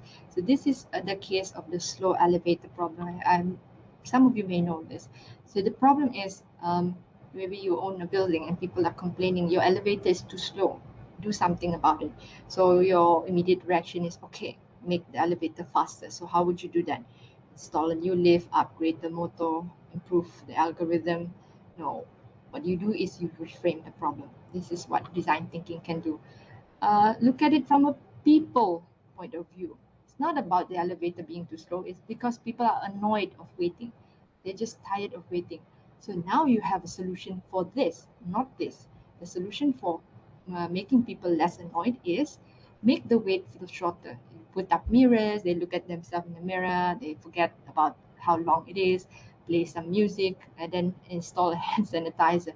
This sounds like I took this off the internet. This sounds like a COVID-19 version. So another issue when it comes to dealing with this pandemic, we have a lot of articles saying children are addicted to gadgets. So what's the solution? Limit their time playing, or what is it? Get them the Blu-ray glasses, anti-glare, anti-Blu-ray glasses. IKEA came up with this fun solution to promote different kind of play. So there are various ways approaching an issue. When you have issue, doesn't mean that there's only one way of going about it. So here is design thinking. Um, so design thinking is very similar to innovation, in which you have this in design thinking model, innovation model, where to do a good innovation, you want something to be desirable, viable, and feasible. And for that, you want to meet the customer's need. You want people to be able to generate profit, and it has to be technically feasible. And this requires things like this, right? Human values, business. So design thinking can be applied into innovation. You can use it for human values, you can use it for business, you can use for technology, to come up with technology. And when you get that sweet spot in the middle, that's your innovation. And nowadays, innovation has issues of ethics and integrity that you must also watch out for. Here's an example of different scale of projects. So this is a project that I did and my team did. This is a small project where we look at culinary schools, and we went on school tours. We looked at the customer experience, and then did a class observation, and then this is where we applied the cultural probe. We sent it out to students because they enjoy schools, and we want them to have to see if would they be willing to become ambassadors of the schools, and that was the findings that we got. So it's a camera study. We get cameras, diaries, and here is Blockbuster. If you know what is Blockbuster is CD rental company. They have retails all over the US, and for this project, we wanted to see how they can also try to diversify or change, because the world is changing into very digital media. They look like a model that might shut down very fast. And so for this project, we looked at the existing blueprint of their service. This one also, we through observation, we came up with this blueprint and we identified all these areas where we think they're not doing so well. And then later on, we provided new services, suggestion for new services in which even though the physical building is dying and the physical model of a business is dying, what you can do is leverage on it while you still can, and perhaps make a whole totally different model out of it. And with over 5,000 stores nationwide, the one that I showed in the beginning is the last one that they have, and it has turned into an Airbnb now. People can rent that space to watch movie and sleep in that building. So the model proposed that they move away from DVD and into more space for events that are based on movies. So we propose a plan for 2 years, 5 years, and 10 years, right? And then with a floor plan. Okay, then also we proposed that we showed them in terms of the value map that they can have, things like this, right? What they can improve on, what they should stick on, and what they can, for example, work better on merchandise and in-store experience, and then limit the selection. They don't need to have lots of selection if they can cater for very specialized fan clubs or something like that. And then finally, the last project, which is large scale, we call it. This one is on climate change. So it's a big project in which the team, we prepared documents for our team was in charge of making a proposal solution for the worlds of rising sea level. And it's actually, this is where I also developed my appreciation for design, sustainability and design. Um, it is true that we have already lost a lot of islands. During the time we were doing the research, 5 of the Pacific islands actually already were missing. Now this is 2019, we lost 3 more. So it's alarming, and because it's a large-scale project, so this is the steps that we did. It's big. I won't go into details, but this goes under systems thinking, and everything that we did was human-centric, focused. Solution was human-focused, and so design thinking can be applied into the planning stage because it makes sense. When you look at design holistically, you can do planning well. And John Chris Jones, the author and the father of design methods, actually said that designers are obliged to use current information to predict a future state. So that's our task, and designers should be able to predict ultimate effects of what they do, and then they must specify the action to bring about that effect. So that means we must design for the future, basically. And this concept of learning by doing has been introduced by Dewey. He's an educator, and if there are lecturers from education, education, they would know him. He quoted before that don't learn from experience. We actually learn from reflecting on experience. So a lot of universities are actually really heavily relying on this, where they give a lot of like self review of forms for students before they start class, during class, after class, just so that students remember that they're actually learning at that moment. So design thinking fits very well into education. One of the ways is that you can create a whole new breed of students out of this. And if you see the list of how you can create students that are more empathetic, they're more eager to learn, they can, they're ready for the creative economy, they can, they can do all sorts of things. And this is good. So if you're really interested in putting design into your works and your students' work, you can call us up at Design Thinking Group, and we might be able to help where we can. So here's a little challenge for you. because we want you to reflect whatever I've shared. I hope that it is beneficial. So now it's your turn to embrace it. So the design thinking challenge that I have here at the site is something that you can do during the COVID-19. So it's a COVID-19 edition, right? So first of all, um, try designing a home classroom for kids for online learning. This is not easy because it's not about, when you start thinking about it, is it about the type of table? Is it the chair? Is it the room? It's not necessarily that. Is it the distraction? So take some time and see if you can design something for this. If you don't have a kid at home, even better. This will be a great challenge for you because then you need to do a further study just to empathy. Um, Existing parents would be easy for this. And then this is perfect fast meal during COVID-19.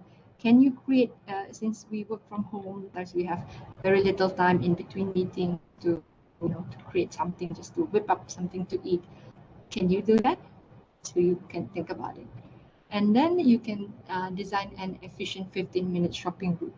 And with COVID-19, I'm sure you have more than 15 minutes, but never mind. Let's just say you have 15 minutes to shop. Where do you go? What do? You go to the fish section first and then get the guy to clean your fish. While they're cleaning your fish, you go and get something else. So what is it? And then you need to know the interior layout of a shop, So just challenge yourself and think about it.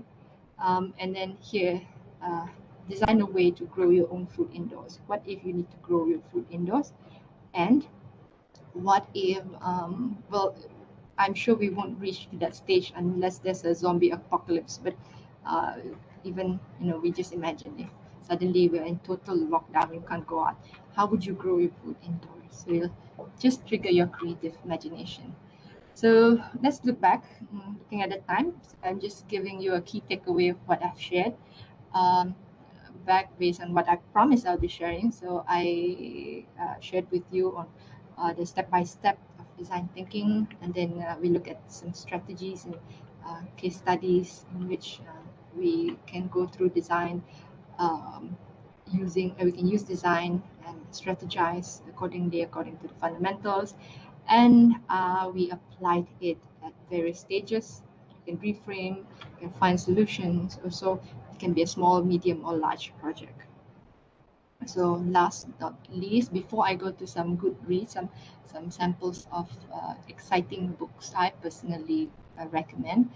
Uh, Here is my contact. If there's I am all for cross-disciplinary studies. So with what I have shared, I hope that it has allowed you to see what possibility design thinking can bring into projects. And if you are in for very fun research, and you have never experienced fun research, go ahead and email me. Then we'll exchange numbers, and then you can then we'll see how the design thinking group can help out, right? And finally, just some good reads. These are list of books if you're interested in looking at designers kits, toolkits, things that you can just pick and choose to do for your research. These are the books I recommend. For fundamentals and textbook, you have to read Don Norman. He's our guru of design. He speaks about motion in design. These two, John Chris Jones and Blessings, are more very heavy textbook because it tells of methodology, not methods, it's design methodology. And I found a very great book list. I'll go through slow. I mean, just enough time for you. If this is shared via video later, you can pause and print screen of these pages. This is a list of design thinkers book by Sherry, who found it online. She has categorized it according to categories of books that if you want to venture into design thinking, you might want to read. And the ones here at the side are my personal recommendation. Tim Brown's book About the Future is great. Then we have Contemporary Design, also by Don Norman, where this one he specifically speaks of emotional design. And if you see the list, Sherry also has a lot of dominance in her recommendation. And then history, we have do look up any history book. If you're looking for a design history book, you can just find any 20th century design. 20th century design is the history of design, because a lot of the history recorded actually begins from 20th century, where industrialization began. And then subfields of design history, and my personal recommendation is Bill Morgridge, uh, because he speaks to a lot of different designers, so you can go into the heads of different designers. And also because I've been in one of his classes, and he's a great lecturer in which he speaks while sketching. So he has a projector that, that a lot of those YouTube videos now where you have sketches and people talk about stories with sketches. He does it live. It's brilliant. And then you have design theory and method books. If you want to learn about design, like how you learn about art, understanding colors, understanding lines, this is the very basic fundamentals. Good beginner's book. And that's it. So I think that's it, Prof. Let me stop sharing, then I Yep. will. Is it exactly 40?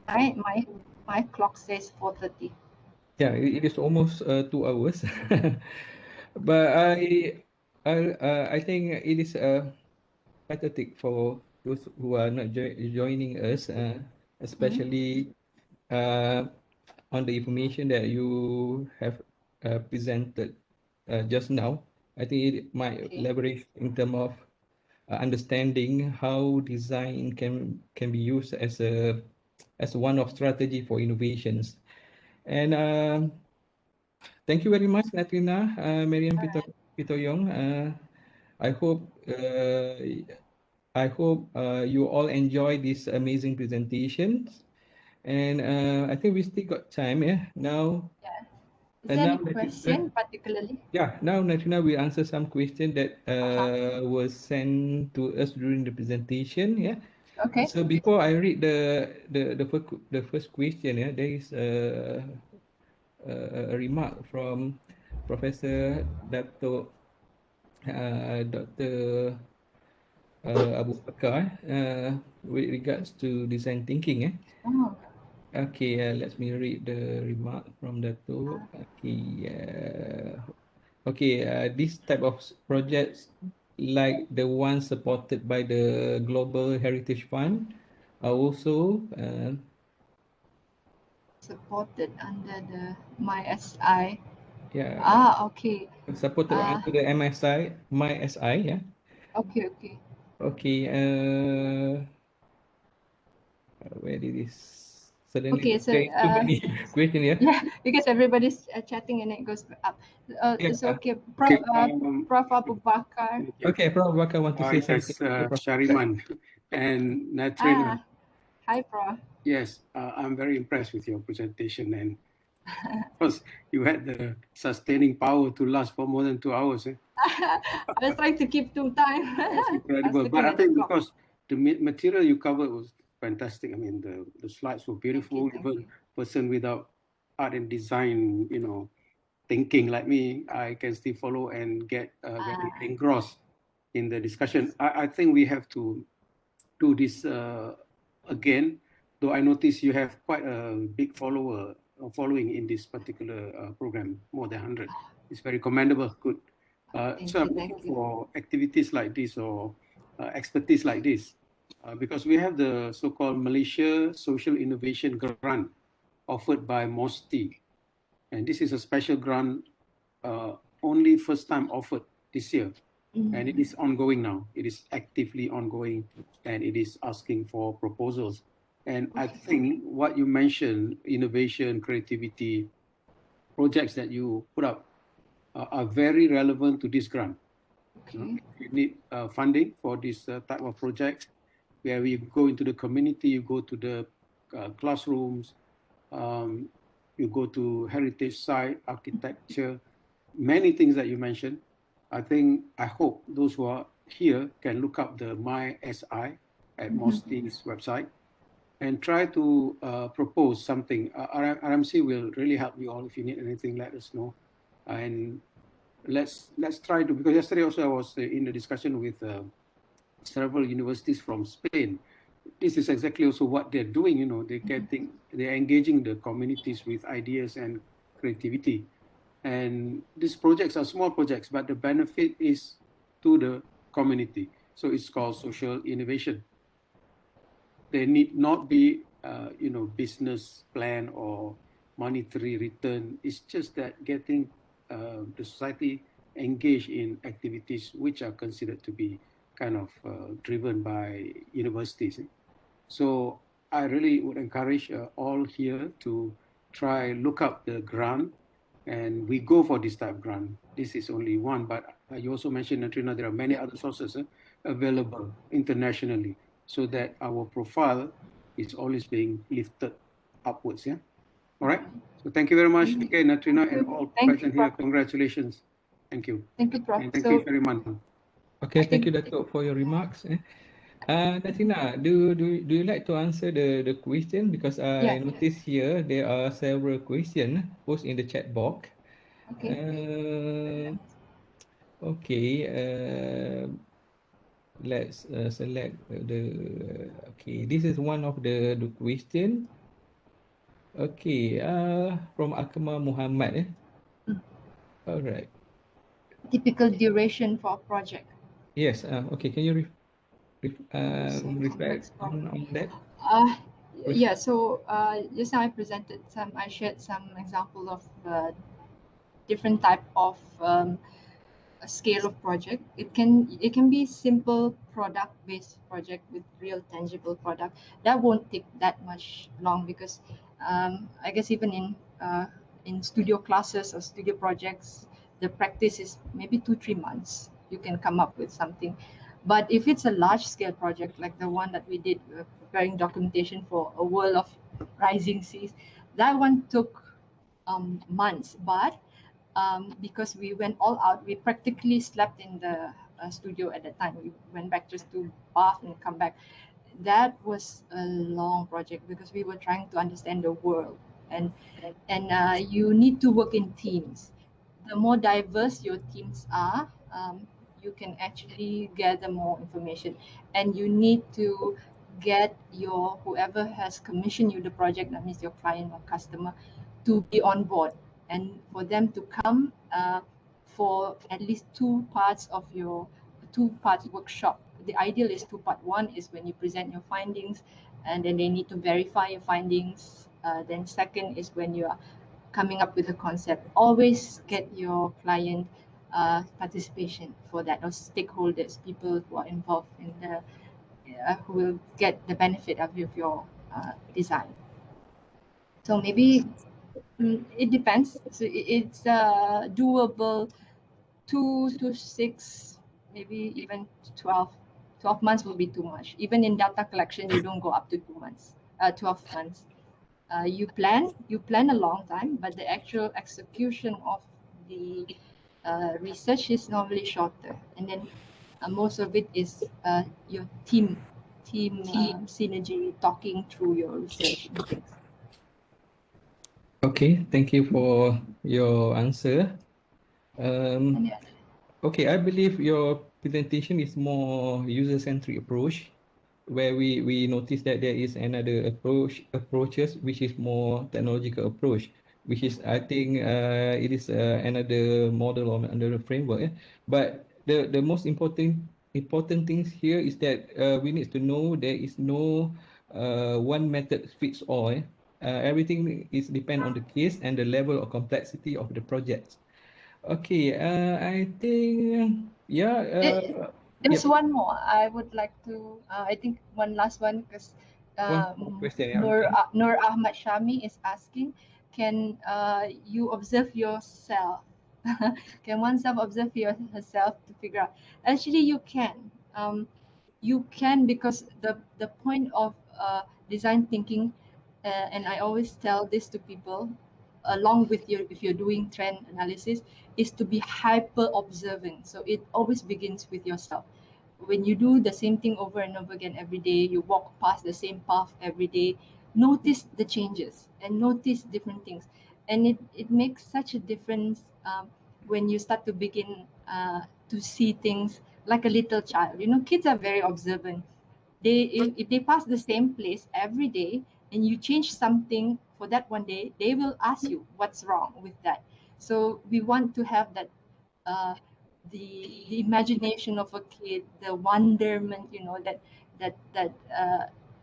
spirit of wanting to know that we are all missing. I know there's a debate about universities churning out people like factories. I think I've heard, I saw like articles talking about that.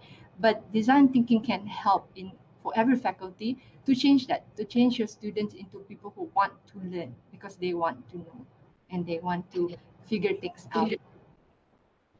So yes, Okay. you can do observe yourself and then supplement it with proper research. I mean, test it out, sense it, because part of design thinking is sensing. Once you sense something is up or something is wrong or something, you identify the problem, then you get a third party, a user, to really ask them, you know. So you can, as a beginning, then after that, get a proper research done on what you have discovered. Okay, not to forget, there is an attendance link where everybody can get jam latihan for these particular sessions. Nurhani just put it in the chat box. Okay, I think we come to the end of the session. Yeah. Is it Oh, possible for me to ask a brief Oh, question? okay, there is one more. Boleh, Natrina? Just one. One more. yeah, Yeah. can. Sure. Okay, Okay. from Thank you so much. Dr. Muhammad Dr. Izwan. Muhammad. Right. Yeah, thank you so much. It's a very lovely talk, very informative and pedantic, absolutely eye-opening for most of us, I believe. So one thing that I would like to ask your opinion on is the issue of ethics when it comes to doing this types of research. And I believe recently your ITM as a whole has been focusing a lot more on ethics and trying to be a bit more focused on the paperwork and making sure everything is sound. Much to the chagrin of a lot of lecturers that are having to deal with the paperwork. I would like to know your opinion, since you mentioned as well that doing the research, of course, we have to involve the stakeholders, we have to involve, especially when you're doing, let's say, a teaching interventions, research and action research on improving student learning experience. So we would obviously have to observe our students. We obviously have to, in certain cases, do questionnaires on the students. And this would open up the issue of having to run through all the ethics processes and everything. I'm sure academic-wise and management-wise, two different views of ethics. So I would like to know your opinion on the matter in terms of design thinking, carrying out the research, carrying out the design process. What should we as researchers consider when it comes to being ethical with our research and our design thinking? All right. Thank you, Dr. Muhammad Izwan, for the question. Yeah, and I actually did point it out that ethics part when we were doing that study on the homeless, where we dressed up as homeless, and but I think the key thing is the consent is one thing. As for the study that the design thinking application that I did on my students, uh, it's not published. So non-published, it's fine as long if you intend to publish, then you need to get consent, of course. That one is design thinking in everyday application. So but it's an interesting but if you can apply it into your teaching and you can publish and make it into a formal research, that would be great, because that is opportunity for every lecturer to have research. And it makes sense because it's the most practical research we can have. And I think if judging by the requirement of ethics committee, which I also actually sat and listened to, they are all about consent. So you need to preempt that research that you're going to be doing, and maybe one semester ahead or two semester ahead, hopefully one semester, because if it doesn't involve so much of the um, vulnerable group, you can get ethics approval without presentation. It's just a written in format. But if you do want to test out your students, I think that one you might need to preempt and prepare a proper presentation to the ethics committee. I cannot say that I dare not say here that yes, you can do it, because it's not under my in my opinion. If you're doing it without the intention of publication, it's just for improvement, probably it's okay. But otherwise, yes, we go through the proper procedure. But most of the time, when we're working with clients, we are answerable to our client. So a lot of the project, even if it's published, you're answerable to your client, and also, of course, to the university. You have to make clear to the client that some of the findings you need to get approval. I mean, some of the findings will be published. They need to know. And one of the things about ethics that I was surprised is that if you give stipends or payment to your participant, that actually is a breach of ethics too.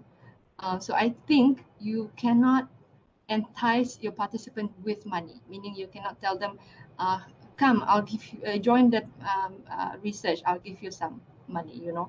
But after the research, if you do give them honorarium, that is a different matter, I think. So stipends, giving, so there's various level of, I guess, even though design thinking may sound like a very contemporary form of design that you can forego any ethics, it's actually not. You have to fit it into existing research procedures. And there are lots of processes actually in the methods in design. So if one does not fit ethically, you can try out another one which is less, you know. So again, perhaps maybe you can contact me and then we can discuss more in detail, because it's not one size fits all. We even the planning of a research itself requires design thinking. It's the fun part of the research, so we can discuss and plan it out, and every planning will be different process altogether. So, Okay. Thank you but very much, madam. thank you for the question. Yeah, and just to be clear, no, we're not advocating that we skip ethics. Yes, We're just True. sharing thoughts, sharing ideas from a different Exactly. perspective from people of different fields. That's all. But True. proceed with ethics. That's the key take home message here. Okay, thank you very much, madam. Don't forget Okay, the thank ethics. you. Thank you, Dr. Iswan, for your question. Yeah. I noticed that there are a plenty number of questions. I think the best way is just WhatsApp or email to Natrina. Maybe she can answer all the questions. Since I think we have a limited number of time, and I think it is we come to the end of the session. Uh, I would like to say many thanks again to Natrina for answering question and for the great presentation. It was a pleasure to have you with us. All right. So this concludes the webinar. Thank you for attending. We hope you have learned and enjoyed these presentations. Okay, thanks, Thank you, Natrina. everyone. Yeah, Hey, bye-bye. Thank you, everybody. Don't forget, everyone, don't forget to Hadiran. register the link kehadiran in the chat box. Okay. Thank you, Natrina. All right. Thank you, Prof. Thank you Okay. semua. Terima kasih. Bye. Stay safe. Thank you.